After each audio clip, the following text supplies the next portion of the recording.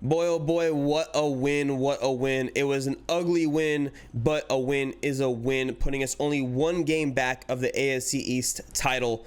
And I gotta say, meanwhile, this was an ugly win and low scoring 15-10. This does feel a whole hell of a lot better than it did just 2 weeks ago when we were just gut wrenched with Tim Boyle playing quarterback. Like, this feels so much better, so good.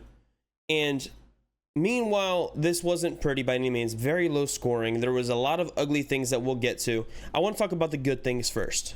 And the good things, our offensive line on the run game played so much better. The blocking, I didn't talk about it last week because I was extremely pissed off and I was sick. I couldn't really talk about why the offensive line was so bad, but there was a lot of missed blocking assignments in the run game the last few weeks. This week, there weren't as many. There were some here and there, but there weren't as many missed blocking assignments. And that was a point of emphasis, Mike McDaniel said in his press conference. And it showed. It really did. There weren't as many holds. There weren't as many illegal formations or illegal shifts. And so we saw that as a point of emphasis as well. And, you know, from 2 weeks ago to this week, this looks like a completely new team on offense. Now, special teams, obviously we weren't as aggressive as we might normally be. A couple of, 4th and 1s that maybe we would go with Tua. We ended up just taking the field goal. 2 of those field goals ended up being disastrous. One of them hit the upright, and the other one was a terrible snap by Blake Ferguson, but he'll get that fixed. Special teams overall needs to be better. Now, Braxton Berrios, there were a couple of things I felt like he could have done better, although he did have that one punt return. That was a shanked punt. He ran up down the sideline, got it, and saved us about 20-something yards before the half. Obviously, we didn't end up doing anything with it, but that's great to see nonetheless. Then there was a punt later in the game where I'm like, okay, he fair caught it, and there was no one within 10 yards of him. I felt like he probably could have caught that, ran it in for 5, 6, 7 yards because time wasn't a factor at that point. But regardless, overall better. Special teams definitely needs to be better. Tackling needs to be a lot better, especially in the run game.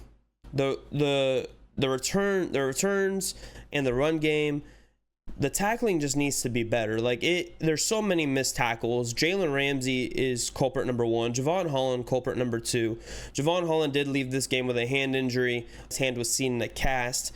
I'm sure he'll play in 2 weeks. If anything, he'll wear a cast on that hand. But it is what it is, This defense up front played a lot better in the pass rush. I liked the blitzes that Anthony Weaver had set up, the different blitzes. I did think he became a little bit predictable, although it looked like he tried to use that predictability against them at one point, where he was like, anytime that Ramsey lined up in the slot, it looked like he was going to blitz. But instead, he dropped back into coverage that one time. Unfortunately, that one time led to a Demario Douglas first down. But besides that, defense played very well overall. This is a terrible offense, though, so I'm going to take it with a grain of salt. This is also a new defense, so I'm going to also allow them to, go through the bye week, make the proper adjustments, and come out of the bye week. Obviously, we're down 2 pass rushers at this point. Chop Robinson, we knew he was a developmental guy coming in, and he still looks like that developmental guy. Like, he's still in development stages. He's not, a polished pass rusher. And same with Muhammad Kamara, which is why Muhammad Kamara has yet to be activated this season, and we actually activated Tyus Bowser, who actually on the very first play got a half a sack with Emmanuel Ogbah. But, so he's already showing his impact.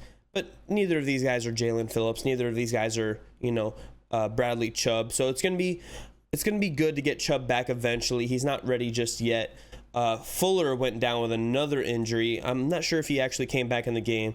Storm Duck still, he has his moments where he's great. He has his moments where he's terrible. It is what it is. He got beat on a comeback route that was critical. But but it is what it is. And that's basically what you got to say with this team, right? Because the expectations are so low right now with this team. Like, coming into the season, expectations were high and everything and this and that, and right now they're just the floor couldn't possibly be lower for this team. Playing with a third string quarterback, who was just signed like 2.5 weeks ago, playing with, backup pieces in the secondary. Cater who does not look as good as he did his rookie year. It's crazy, man. Offensively, though, there was a lot of good things I would like to take away from this game, and that mostly being just the blocking.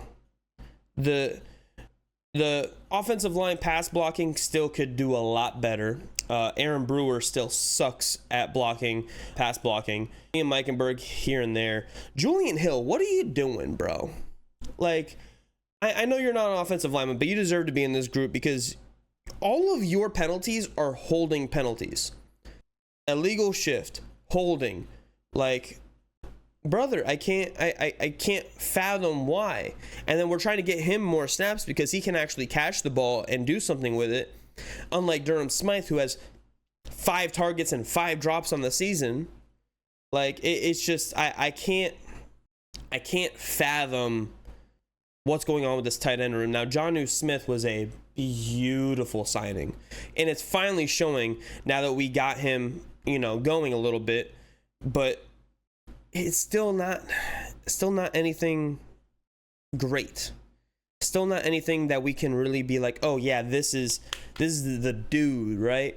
And we got Jonnu Smith heavily involved today. He was our leading receiver, if I'm not mistaken. Tyreek Hill, honestly, I liked what I saw from him today.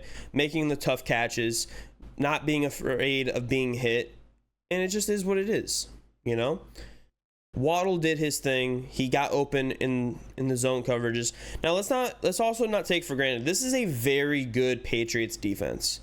A very good Patriots defense. So let's not take that away from them. Christian Gonzalez played Tyreek Hill like a glove for most of the game. Tyreek Hill, shout out to you, big dog, for not letting Christian Gonzalez get his second interception, by the way. But back to the offensive line. It's just, honestly, I can't say enough of how much they improved from last week to this week. And I'm hoping Mike McDaniel drills that into them for the next 2 weeks as we're going into Indianapolis. Now we're in Indianapolis for that game, so it's going to be something, right? We're gonna need our defensive line to step up, our linebackers to step up. David Long Jr. still a little banged up. I believe we saw Anthony Walker at the end of that game.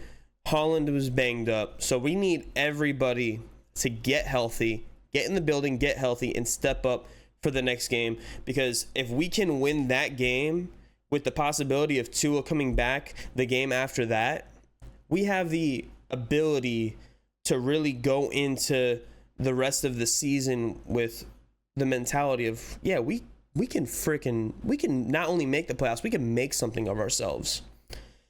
But my biggest takeaway is I'm happy to see the offensive line improving their pass blocking, their run blocking, especially. Tyler Huntley, you can see he's a lot more comfortable with this offense, making the right throws, making accurate throws, making actually pretty hard throws, difficult throws, where he's on the run, throwing across his body back to the middle of the field. You typically don't want to see that, but he made accurate throws that way, gave the receiver a chance to go up and get the ball multiple times, and it's great to see that. It's great to see Huntley get more and more comfortable in this offense, and as we go on, if he needs to play past the Indianapolis, am I confident in him? No, but I am more comfortable with him than I am with Skyler. I am more comfortable with him than I am with Tim Boyle. Can't believe I'm even saying that, but saying that Tim Boyle is even an option on this team.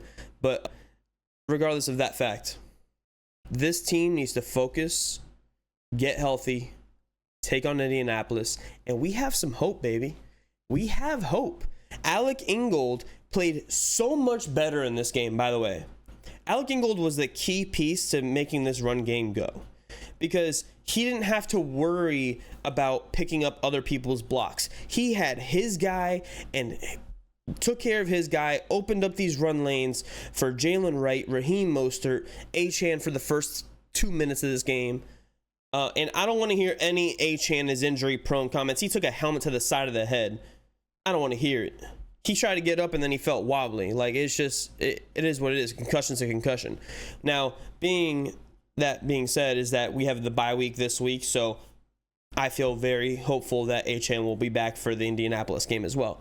And honestly, expect a lot of running in that game too, because that defensive line of theirs ain't good.